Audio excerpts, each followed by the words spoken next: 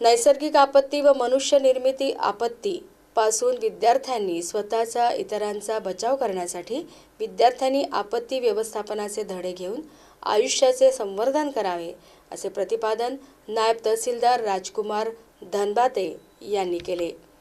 ते स्थानिक श्रीराम कला वाणिज्य विज्ञान कनिष्ठ महाविद्यालय कुरखेडा येथे आपत्ती व्यवस्थापन मार्गदर्शन व प्रात्यक्षिक शिबिरात प्रमुख मार्गदर्शक म्हणून बोलत होते।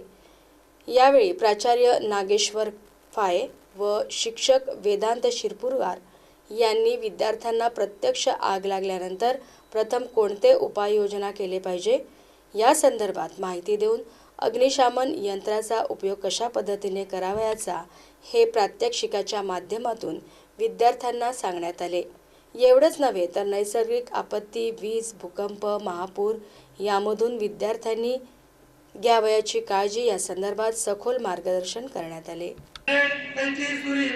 या पत्रशाळेला मी पहिल्यांदा सील काढू, त्यानंतर या ठिकाणी एक चाबी आहे, ती चाबी काढायची आणि आपला हा साहित्य आग विझवण्यासाठी जिथं आग लागलेली आहे त्या ठिकाणी अगदी या पद्धतीनं